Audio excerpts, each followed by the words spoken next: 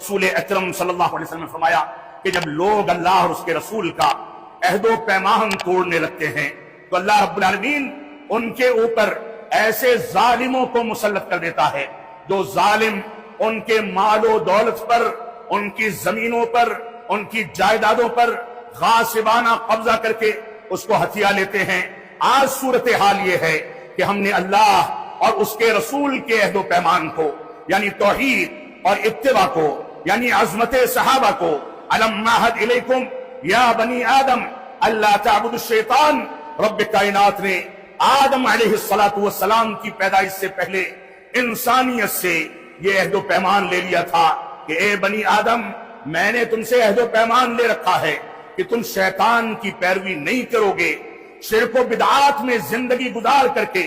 اپنی زندگی کو تباہی کے حوالے نہیں کرو گے۔ لہذا ہماری ذمہ داری ہے کہ اس عہد و پیمان کے ساتھ وفاداری کرے۔ جہاں یہ عہد و پیمان کمزور پڑے گا، جس حد تک کمزور پڑے گا، اس حد تک ظالم ہمارے اوپر مسلط کیے جائیں گے۔ یہ رسول اکرم صلی اللہ علیہ وسلم کی پیشین گوئی ہے، یہ جھوٹی نہیں ہو سکتی۔ رب کائنات ہم کو قرآن و سنت کی پیروی کرنے کی توفیق عطا فرمائے۔ عمر بن خطاب رضی اللہ تعالیٰ عنہ نے فرمایا تھا، نحن قوم اعزنا اللہ بالاسلام، ہم وہ قوم ہیں جس قوم کو رب کائنات نے اسلام کے ذریعے عزت عطا فرمائی تھی۔ فمهما ابتغینا العزت فی غیرہ، اگر ہم نے عزت و وقار اسلام کے علاوہ کسی دوسری چیز میں تلاش کی،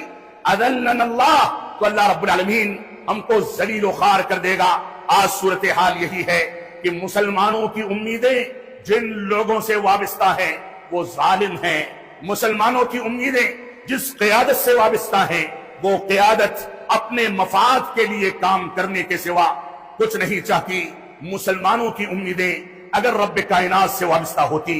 مسلمانوں کی امیدیں اگر اللہ رب العالمین سے وابستہ ہوتی، تو ایسی صورت میں رب کائنات کا فرمان ہے، فما ظنکم برب العالمین، تمہارا کیا گمان ہے اس تمام جہانوں کے پالنہار کے بارے میں۔ عبداللہ بن مسعود رضی اللہ عنہ فرماتے ہیں، قسم کھا کر کے فرماتے ہیں کہ اس ذات کی قسم جس کے ہاتھ میں میری جان ہے، جس ذات نے بھی رب کائنات کے ساتھ کوئی گمان رکھا،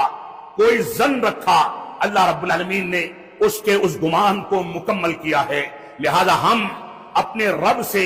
اپنے اعتقاد کو بحال کریں، اپنے رب کے حقوق کو ادا کریں، اسی کی بنیاد پر ہم کو عزت و وقار ملے گا۔ یہ حالات آئیں گے، چلے جائیں گے، ہماری قیادتیں امانت داری کے ساتھ اگر اس کی پیروی کریں گی تو اللہ کی ذات سے امید ہے کہ ہم کو کامیابی ملے گی، اور اگر قیادتیں ہماری خائن ہیں تو ہاتھ پہ ہاتھ رکھ کر کے افسوس کرنے کے سوا ہمارے پاس کچھ نہیں۔ لیکن اتنا ہم کر سکتے ہیں کہ رات میں اٹھ کر کے اللہ رب العالمین سے رویا کریں، گڑ گڑایا کریں، اللہ رب العالمین کو یاد کیا کریں، کیونکہ بگڑی کو بنانے والا دنیا میں کوئی ہو نہ ہو، رب کائنات بگڑی کو بنا سکتا ہے